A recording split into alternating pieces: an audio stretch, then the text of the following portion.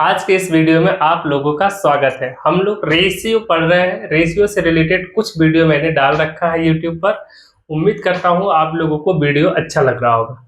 आज के क्लास में भी हम लोग रेशियो ही देखेंगे, 2 क्लास और करेंगे, उसके बाद रेशियो कंप्लीट, फिर हम लोग नेक्स्ट टॉपिक की बात करेंगे।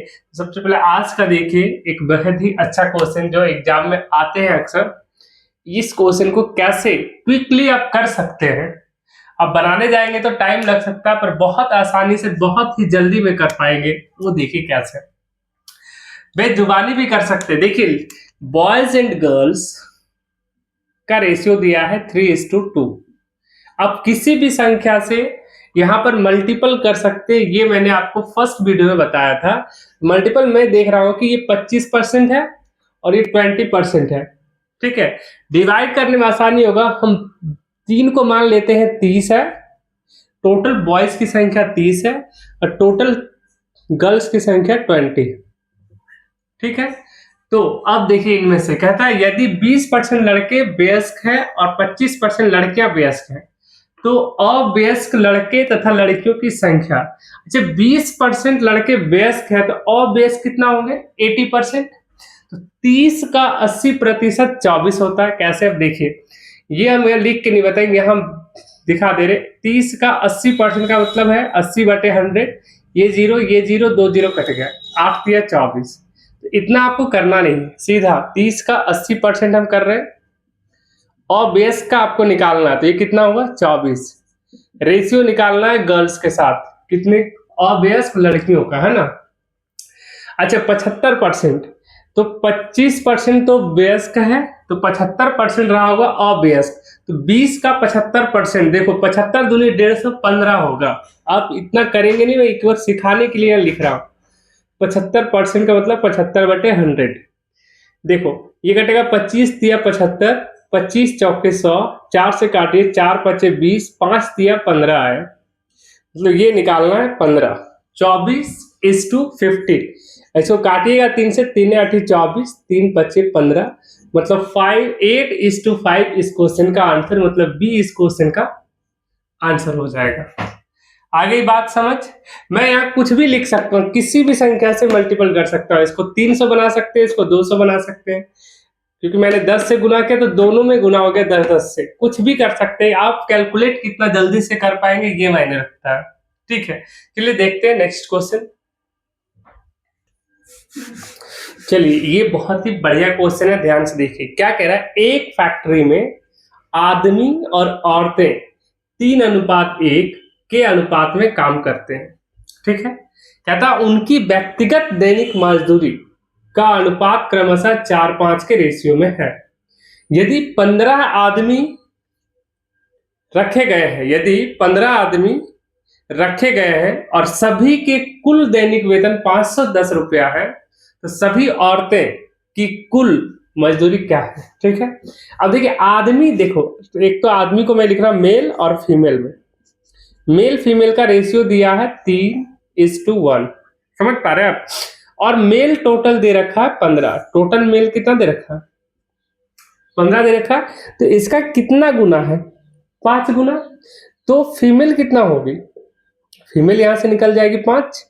मतलब टोटल मेल की संख्या 15 है और टोटल फीमेल की संख्या कितना हो जाएगी? 5। तो टोटल मजदूर कितना हो गए? 20। उस फैक्ट्री में कितने मजदूर काम कर रहे हैं? 20। कौन कौन? आदमी है 15, औरतें हैं 5। समझ में आ गई इतनी बात? चलिए आगे देखते हैं। कहता है व्यक्तिगत दैनिक मजदूरी, मजदूरी है 4:5। ये मेल का है, ये फीमेल का है। मेल दिया है 4:5, मतलब एक मेल यदि 4 यूनिट पैसा कमाते हैं तो एक फीमेल 5 यूनिट पैसा कमाती है। यहां महिला को ज्यादा पैसा दिया जा रहा है ना। तो सोचिए, एक मेल का 4 यूनिट पैसा दे रहा है, तो 15 मेल है, तो 15 चौके 60 यूनिट प्लस, और 5 महिला 25 यूनिट। टोटल हो गया कितना? 60 और 25 हो गया 85 रुपए कमाते हैं। मैं ये कह रहा हूं, यदि एक मेल 4 रुपया कमाता है तो 15 मेल मिलकर 15 चौके 60 कमाएगा। अगर एक महिला 5 रुपया कमाती है दैनिक मजदूरी में, तो 5 महिला तो टोटल 25 रुपए एक दिन का होगा, राइट। तो टोटल कितना 85 रुपए। लेकिन क्या 85 रुपए ये इस टू में है, इसका मतलब है ये यूनिट मान लिए। यही 85 किसके बराबर है, तो आप कहेंगे सर 510 के बराबर है। इसको कट करिए, एक का किसके बराबर आ जाएगा, 17 पचे 85 काटिए और 17 तिया 51 और 5 छक 30, मतलब एक यूनिट 6 के बराबर आ गया। एक यूनिट 6 के बराबर आ गया, ठीक है। अब आगे सवाल क्या कह रहा है, सभी औरतों की कुल मजदूरी क्या होगी। फीमेल की मजदूरी पूछा गया है। टोटल फीमेल कितना है 5 और एक दिन की मजदूरी हो गया 6, तो टोटल मिलकर कितना 6 पचे 30। एक महिला कितना कमा रही है 6, एक यूनिट की वैल्यू 6 आया ना, तो 6 पचे 30। अगर मेल का पूछता, सॉरी 30 बोल रही यार, सॉरी 1 मिनट। यहाँ देखिए रेशियो किसका निकला, ये एक यूनिट मजदूरी का निकला है, तो मजदूरी गुना करिए। मेल का कितना है, एक मेल का बात करें 6 चौके 24 रुपए और एक फीमेल का बात करें 6 पचे 30 रुपए। तो टोटल महिला कितना है 5 और एक दिन की मजदूरी कितना है 30, तो कितना हो गया 15 5 तिया 15 150। और अगर मेल का पूछता तो क्या करते, एक मेल की मजदूरी 24 रुपए, टोटल मेल है 15 गुणा 24, 2 इसको दीजिए, देखिए 30 हो जाएगा, 12 तिया 36 360 रुपए। इसको जोड़ के देखिए आपको 510 रुपए जरूर मिलेंगे। फिर से मैं समझा दे रहा हूं, बहुत ही अच्छा क्वेश्चन है, लेकिन हाँ आपको टाइम नहीं लगेगा। अगर आपका प्रैक्टिस है 1 मिनट से कम समय में हो जाए। कह रहा मेल एंड फीमेल का रेशियो दिया 3:1, राइट। और ये क्या दे रहा है कि कुल आदमी 15 है, 15 कुल आदमी मतलब 3 यूनिट के वैल्यू 15, 1 यूनिट के वैल्यू 5, तो 1 यूनिट के वैल्यू 5, मतलब फीमेल 5 है, ठीक है। मजदूरी दिया 4:5 में और टोटल मजदूरी दे रखा 510। तो टोटल कितना, अगर मैं कहता हूँ एक मेल 4 रुपए कमाता है, 15 मेल है 60, एक फीमेल 5 रुपए कमाता है, 5 है 25। इन एग्जैक्ट वैल्यू तो नहीं है, इस टू में है, तो ये 85, टोटल 85, लेकिन वो दे रखा है इसी का वैल्यू 510, एक का वैल्यू आया 6, ठीक है। तो 4 यूनिट का वैल्यू 24 और 5 यूनिट का वैल्यू 30, मतलब एक मेल एक दिन में 24 रुपए कमाता है, वहीं एक फीमेल एक दिन में 30 रुपए कमाती है। तो एक दिन में पूरी महिला मिलकर कितना रुपए कमाती है, तो एक महिला 30 रुपए, तो 5 महिला 30 पचे 150 रुपया, और एक पुरुष क्योंकि 24 रुपया कमाते एक दिन में, 15 पुरुष है तो 15 गुना 24 360 रुपए कमाते। उम्मीद करता हूं आपको ये क्वेश्चन और ये सॉल्व आपको समझ आया होगा। नेक्स्ट क्वेश्चन देखिए। चलिए बहुत ही बढ़िया क्वेश्चन दोस्तों, आपके लिए मैं छाट के ये क्वेश्चन लाया हूं। ध्यान से इसको देखिए, ऐसे क्वेश्चन आते हैं तो लोग टाइम लगा देते हैं। बन तो जाएगा, आपसे बन जाएगा ये पता है, पर आप कम समय में बनाना है। कम समय में कैसे बनेगा ये क्वेश्चन, उस पर फोकस करना। क्या कहता है, पृथ्वी पर 2 चीजें आपको मालूम है, स्थल और जल। एक लैंड एरिया है, एक वाटर एरिया है, और वो कहता है 1:2 में है। एक पृथ्वी, ये पृथ्वी है मान के चलिए, ये 1:2 में है। ये कह ले लैंड एरिया है और एक वाटर एरिया है।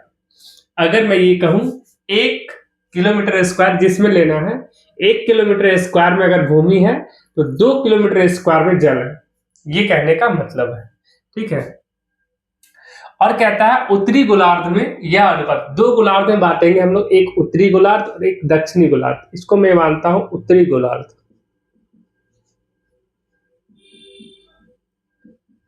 उत्तरी गोलार्ध, और ये मैं ले लेता हूं दक्षिणी गोलार्ध। अब समझिए, आपको तो एग्जाम में कुछ करना है नहीं ये सभी चीजें, ठीक है। आपको यहाँ समझने हैं बातें, ठीक है, ताकि आप एग्जाम में तुरंत क्लिक हो जाए कि अरे यार ये तो बहुत आसान क्वेश्चन है। आगे देख क्या कहता है, 2:3 के अनुपात में यहाँ दिया, उत्तरी गोलार्ध में 2:3 का अनुपात दिया लैंड एंड वाटर का। तो दक्षिणी गोलार्ध में आपको निकालना लैंड और वाटर का क्या होगा रेशियो, ये पूछ रहा है। पूरे क्वेश्चन यही है और कुछ क्वेश्चन ऊपर देखने की जरूरत नहीं है। मैं फिर से बता दे रहा हूँ, एक पृथ्वी की जो भूमि का एरिया है 1 है, तो वाटर 2 होगा, और इसमें से ऊपर का एरिया नीचे एरिया 2 बांट दिया। ऊपर कहता ऊपर में 2:3 का अनुपात है, मतलब 2 किलोमीटर स्क्वायर जो भी स्क्वायर में, अगर यदि आपका भूमि है तो 3 किलोमीटर स्क्वायर में वाटर है, तो नीचे उस हिसाब से क्या होगा। टोटल तो दे रखा है, आधा में ये है तो बाकी के आधा में क्या होगा, ये पूछना चाह रहा है। इस क्वेश्चन को बेहद आसान करने के लिए अब देखिए, इसका योग 3 2 5 है, और भूमि अगर, तो भूमि तो टोटल है, टोटल का टोटल पृथ्वी, तो उसको 2 भाग में बांटिएगा ना, तो 2 भाग में बांटना है, तो टोटल जो वाटर और भूमि है उसको भी तो 2 भाग में बांट दीजिएगा अपने अकॉर्डिंग, ऊपर आधा नीचे आधा, ठीक है। तो आप इस रेशियो को अब 10 से यदि मल्टीपल कर दे तो ये 10 और ये 30 हो जाए, 20 हो जाएगा। तो ये मैं कहना चाहता हूं, यदि भूमि 10 किलोमीटर स्क्वायर एरिया में फैली है तो जल 20 किलोमीटर स्क्वायर एरिया में फैली है। ऐसा करने का मेरा ये अर्थ है, टोटल मैं ये कह रहा हूं, टोटल एरिया कितना है, तो टोटल एरिया अगर यहां से निकालते तो 3 होता, यहां मैं मान रहा हूं कि टोटल एरिया है 30। टोटल कुल क्षेत्रफल, पूरे पृथ्वी का क्षेत्रफल 30 है। अगर यहां से मानते तब भी बनेगा क्वेश्चन, पर इजी करना चाहता था कि 5 से कट जाए। आप बोलेंगे सर 5 से गुना करें तब भी कट जाएगा, लेकिन 15 को 2 भाग में बांटना मुश्किल है, ठीक है, फिर वो पॉइंट में आ जाएगा। इसलिए मैंने 30 लिया। 30 लेने का फायदा आपको नजर आएगा। 30 लेने का मतलब है टोटल, ये क्या है, टोटल भूमि और एक टोटल, देखो क्या, पृथ्वी का, पूरा पृथ्वी का एरिया निकाल ली, ये पृथ्वी का एरिया है, पृथ्वी का क्षेत्रफल है, ये टोटल पृथ्वी का क्षेत्रफल है 30, टोटल पृथ्वी। तो बताइए, आधा पृथ्वी ऊपर हम रखे हैं और आधा पृथ्वी नीचे रखे हुए, तो आधा ऊपर है तो टोटल कितना होगा, टोटल ऊपर कितना होगा, टोटल ऊपर 15 होगा ना, 15, और नीचे कितना होगा, 15 होगा। एरिया में बता रहा हूं, आधी पृथ्वी में जल तथा भूमि का क्षेत्रफल 15 होगा, और इधर आधी भूमि में भूमि तथा जल का क्षेत्रफल इतना होगा। कितना जल कितना भूमि ये मुझे नहीं पता है, लेकिन अगर टोटल पृथ्वी अगर 30 किलोमीटर स्क्वायर में आपने लिया है पूरा, तो ये 100% ऊपर 15 किलोमीटर स्क्वायर का एरिया होगा और नीचे 15 किलोमीटर स्क्वायर का एरिया होगा। अरे बात समझ में। अब आ जाइए मेन मुद्दा तो यही तक था, अब इजी होगा। अच्छा, 15 किलोमीटर स्क्वायर में माना, टोटल मैंने ये माना 30 किलोमीटर स्क्वायर में, राइट। 10 किलोमीटर स्क्वायर में ये है और 20 किलोमीटर स्क्वायर में ये, एरिया मैंने स्क्वायर में ले लिया। तो इतना किलोमीटर स्क्वायर का एरिया ऊपर है, 15 किलोमीटर स्क्वायर का एरिया नीचे भी है। तो सोचिए, उत्तरी गोलार्ध में लैंड एंड वाटर दिया है 2:5 का अनुपात, और टोटल है 15, 2 और 3 मिलकर 5 यूनिट की वैल्यू दिया है 15, तो 1 यूनिट की वैल्यू क्या हो जाएगा, 5। 1 यूनिट की वैल्यू क्या हो जाएगा, 5।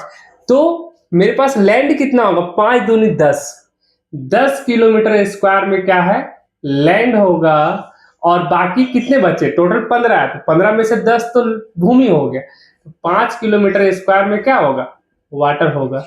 हाँ या ना, बोलेंगे जी सर, बिल्कुल होगा। अब देखो ये कट करोगे, जब 15 है ना टोटल, 1 यूनिट के वाले 5 दिया, 15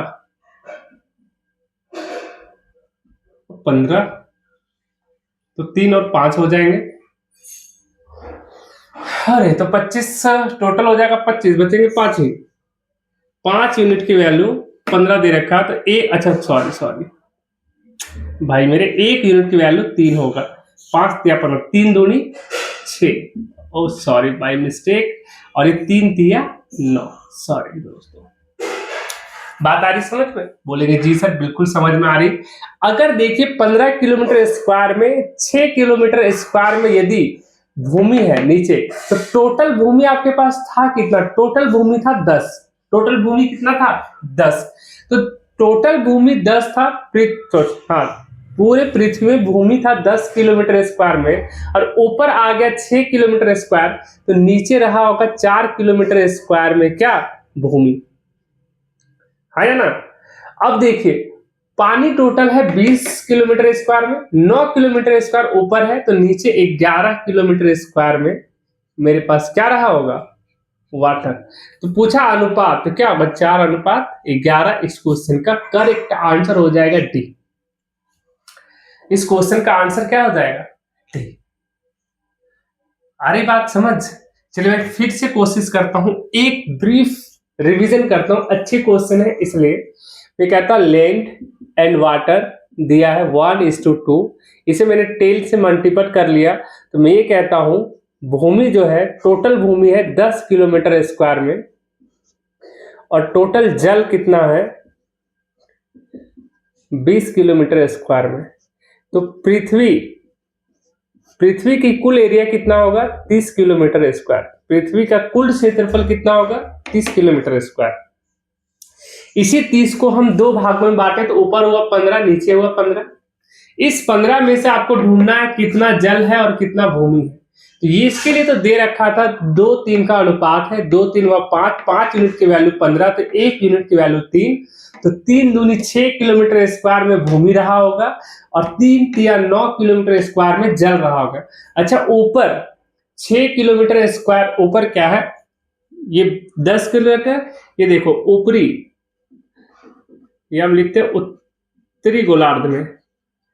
उत्तरी गोलार्ध में आपको भूमि कितना दिख रहा है, उत्तरी गोलार्ध में दिख रहा है 6 किलोमीटर स्क्वायर। तो टोटल है 10, टोटल पृथ्वी में भूमि का कुल क्षेत्रफल है 10, उसमें से उत्तरी गोलार्ध में 6, तो निचली गोलार्ध में कितने रहा होगा, या दक्षिणी गोलार्ध में कितनी रही होगी भाई?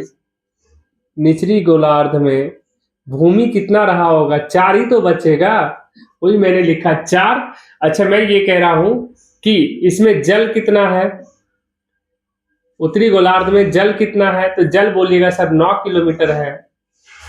तो दक्षिणी गोलार्ध में कितना रहा होगा, टोटल है 20, जल कितना है टोटल 20, 20 में से 9 तो उत्तरी गोलार्ध में है, तो 20 में से 9 गया, 11 बच गया निचली गोलार्ध में जल, तो वही लिखा मैंने 11। तो 4:11 इस क्वेश्चन का आंसर हो जाएगा। आप 10 गुना किए बिना भी बना सकते हैं, 1 2 3 मान लीजिए, 3/2 ये हो जाएगा, 3/2 ये हो जाएगा, निकालने में मतलब पॉइंट में आ जाएगा, बाकी आंसर सेम आएगा, आंसर में कोई चेंजिंग नहीं दिखाएगा। चलिए नेक्स्ट क्वेश्चन की ओर चलते हैं। चलिए देखिए, बहुत ही बढ़िया क्वेश्चन ये भी हुआ, ये भी देखिए। सोने का मूल्य उसके भार के वर्ग के समानुपाती है। मान लीजिए सोने का मूल्य, गोल्ड मैंने जी से लिखे या पी से लिखे, कोई दिक्कत नहीं, प्राइस, सोने का प्राइस जो है उसके भार को वेट डब्ल्यू से लिखते हैं, क्या है समानुपाती है किसके, भार के वर्ग के, भार मानिए डब्ल्यू, तो डब्ल्यू के स्क्वायर के समानुपाती है, राइट? बोलेंगे जी सर। तो इस समानुपाती को हटाने के लिए आपको पता होगा एक कांस्टेंट वैल्यू लगता है, आप कांस्टेंट वैल्यू देख के एक कांस्टेंट वैल्यू दे दिए। यहां तक समझे, पी क्या है, सोने का मूल्य,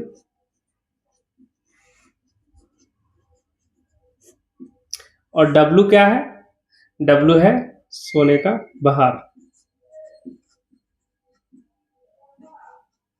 उम्मीद करता बातें समझ आई, के इसलिए क्योंकि इस समानुपाती को हटाने के लिए हमको एक कांस्टेंट वैल्यू देना पड़ता है। उम्मीद करता हूं इतनी बातें समझ आया होगा। इतनी बातें, सोने का मूल्य उसके भार के वर्ग के समानुपाती है। सोने का मूल्य प्राइस पी से, और भार को वेट डब्ल्यू से लेके के हटाए के दिए। कहता है एक सोने को, एक सोना था उसके पास, 3:2:1 के अनुपात में तोड़कर बेचा। किस अनुपात में, 3:2 और 1 तोड़कर बेचा। अगर टोटल देखे तो 3 2 5 1 6, केजी का था तो केजी का मान लीजिए, ग्राम का था तो ग्राम का मान लीजिए, है ना? मैं ये मानता हूं 6 केजी का उसके पास सोना था, ठीक है? उसने 3 भाग में तोड़ा, एक 3 केजी का, एक 2 केजी का, 1 केजी का। एक बार वो 3 केजी का बेचा, एक बार 2 केजी का बेचा, एक बार 1 केजी का बेचा। आपको पता है भाव को तोड़ कर बेचने से कम दाम उसको मिले होंगे कुछ, क्योंकि नुकसान होता तोड़ने से। और अगर टोटल 6 केजी का वो बेच देता है, तो टोटल 6 केजी का बेचा तो कितना वही निकालना है। तोड़कर बेचने से उसको इतना रुपया टोटल प्राप्त हुआ, मतलब कम प्राप्त हुआ है। कितना प्राप्त हुआ, मतलब कम प्राप्त हुआ है। तो बिना टूटे सोने का भाव क्या होगा ये पूछ रखा है। चलिए इसके हिसाब से निकालिए प्राइस। हम प्राइस ये निकाल रहे P इक्वल टू, अगर हम सोने को नहीं तोड़ते तो क्या होता है, K into W square, W का भाव कितना 6 केजी का है, तो 6 का स्क्वायर होता, मतलब P इक्वल टू होगा 6×36 के। कोई समस्या यहाँ तक, बोलेंगे जी नहीं सर, ठीक है? और एक देखो तो उसके बाद देखिए, उसके बाद ही मेन समस्या यहाँ पर, इसको समझ जाते तो आपको ये क्वेश्चन इजीली समझ, यहाँ तक तो समझ आया होगा। मान लिया पूरा सोना 6 kg का है, भार के स्क्वायर के बराबर है पी मेरा, तो स्क्वायर के 6 का स्क्वायर 36 के कांस्टेंट वैल्यू क्योंकि समानुपाती दिया था, ठीक है। यहाँ पर मान लीजिए इक्वेशन 1 काम आने वाला, बड़े क्वेश्चन है, थोड़ा सा समय लग सकता है, 1 मिनट 1.5 मिनट 2 मिनट, उससे ज्यादा नहीं, और प्रैक्टिस है तो 1 मिनट भी नहीं लगेगा। अगर तोड़ तोड़ के बेचते तो देखिए प्राइस क्या होता है, अगर तोड़ कर बेचते तो 3 kg को बेचते तो 3 या 9 के मिलता, आपको मिलता ना, स्क्वायर के रूप में ही मिलेगा ना। अगर 2 kg को बेचे तो 2 का स्क्वायर 4 के मिलता, अगर 1 kg को बेचे 1 का स्क्वायर केवल के मिलता, तो 9 4 13 और 1 14 के मिलेगा। देखिए फर्क कितना है, अगर बिना तोड़े बेच रहा है तो 36 के प्राइस मिल रहा है, और तोड़कर बेच रहा है तो 14 के मिल रहा है। इन दोनों का अंतर ही तो ये दे रखा है, इन दोनों का अंतर ही।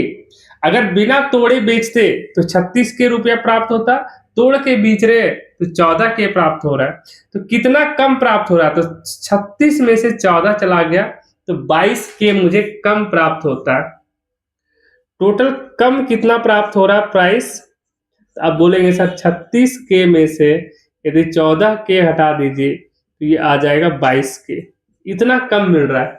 और ये कम वाला प्राइस वो दे रखा है 4620 रुपये, तो 22 के की वैल्यू दे रखा है 4620, तो 1 के की वैल्यू निकालिए 4620 बटे 22, 2 से काटिए 11 बार में 2 पचे 10, 11 से काटिए 11 चौक 44, 11 दूनी 22, या आधा करिए 210।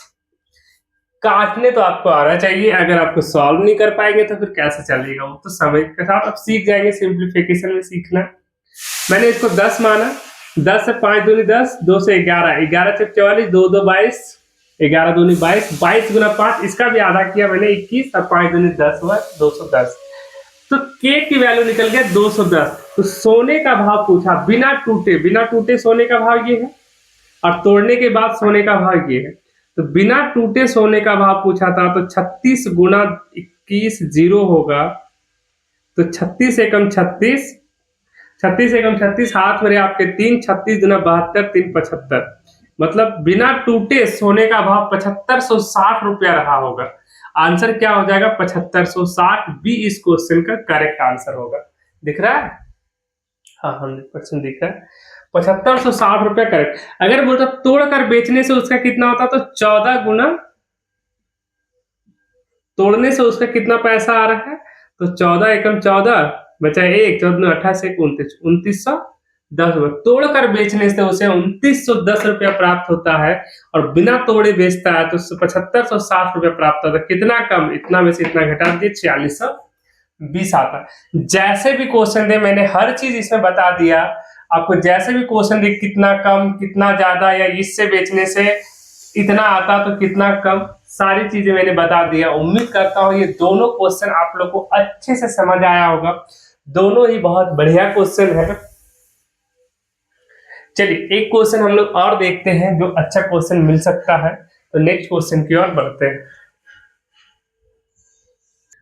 चलिए देखिए 45 लीटर मिश्रण में दूध और पानी, मिल्क एंड वाटर का रेशियो दे रखा है 5:4 का, बात समझ रहे।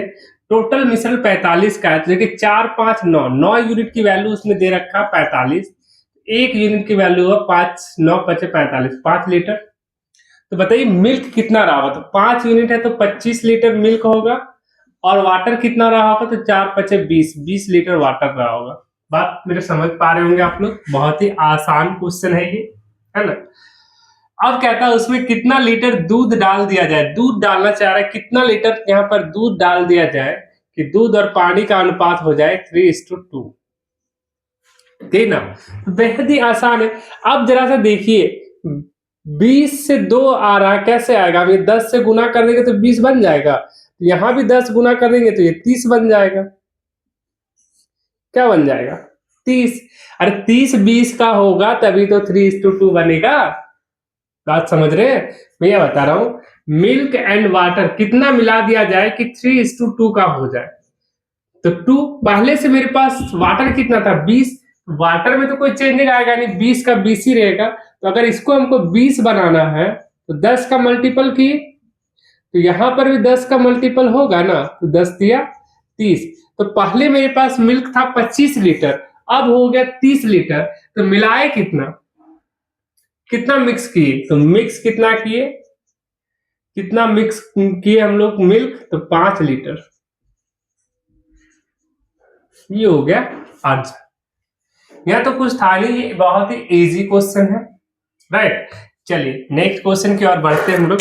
ये थोड़ा अच्छा क्वेश्चन है, तरीके अनेक है इसके बनाने के, आप जो तरीका चूज करेंगे वो बेस्ट होगा, पर मेरा तरीका यूज करेंगे तो हो सकता है कभी कोई बड़ा हो जाए, पर ज्यादातर 99% में आपको इजी लगेंगे। तो देखिए 11, 26, 37 और 78 में क्या न्यूनतम अंक जोड़ दिया जाए कि समानुपाती हो जाए, मतलब प्रोपोर्शन हो जाए, क्या जोड़ दिया जाए। तो जोड़ेंगे तो प्रोपोर्शन होने का क्या मतलब, आपको मैंने बता रखा है, इतना इंटू इतना करेंगे, बाह्य राशियों का मल्टीपल, क्या जोड़ रहे हैं ये अभी मैंने नहीं पता, गुणा करेंगे 70 प्लस ये इक्वल हो जाएगा 26 में से क्या जोड़ेंगे ये अभी हम नहीं पता है, फिर मल्टीपल हो जाएगा 37 प्लस, ये पूछ रहा है क्या जोड़ दे कि ये दोनों आपस में बराबर हो जाएगा। अब बराबर करने का क्या तरीका, देखिए मैं सिखा रहा हूं। यदि एक जोड़ दे दोनों में तो ये हो जाएगा 12 इकाई अंक 2, ये हो जाएगा 79 इकाई अंक 9, 9 और ये 2, 9 दूनी 18 इकाई अंक आएगा 8। हम यूनिट डिजिट की बात कर रहे हैं, यूनिट डिजिट क्या आएगा 8।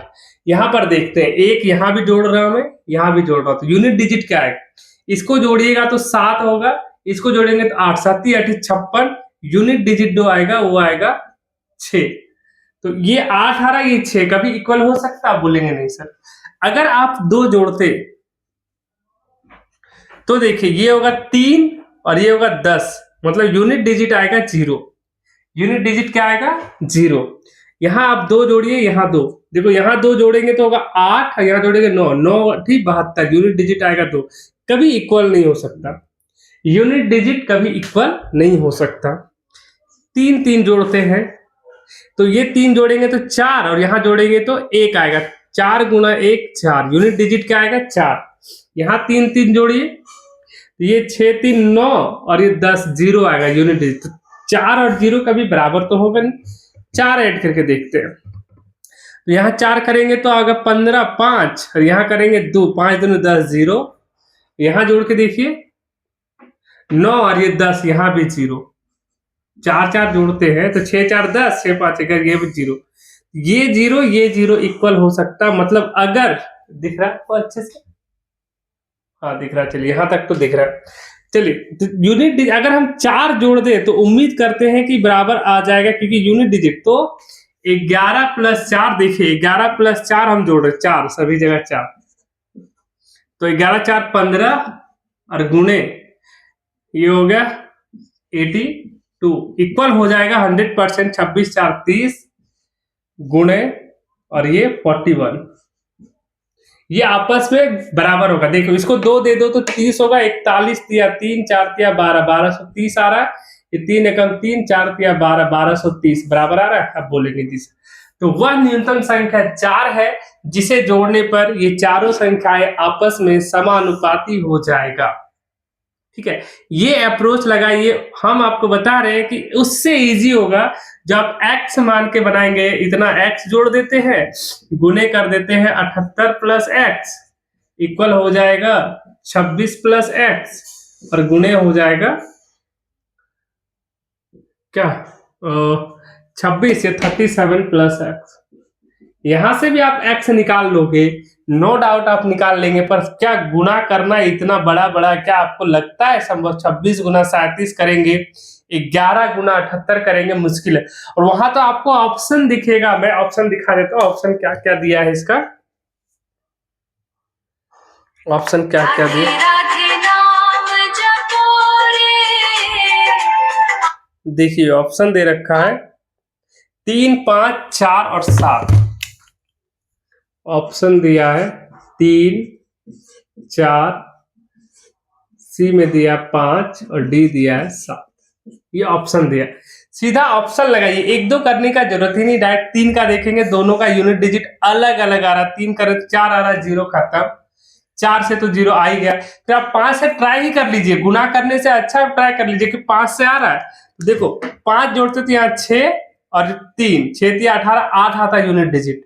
और यहाँ करते तो 1 और यहाँ जोड़ते 7 और 2, 2 आता है। ये भी तो होगा नहीं। फिर 7 चेक कर लेते, यहाँ 7 और 1 8 आता, 7 8 में 5, 5 8 0 आता है यूनिट डिजिट।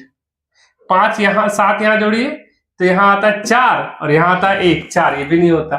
तो सीधा बी इस क्वेश्चन का आंसर। कई ऑप्शन देख के बनाएंगे आप। इस तरीका को ये लगाइए, यूनिट डिजिट अगर इक्वल आ गया तो 100% नहीं तो 99% चांसेस वही होगा।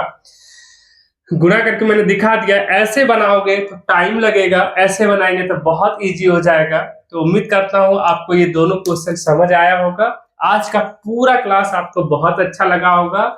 आज हम लोग यही इस वीडियो को समाप्त करेंगे। धन्यवाद।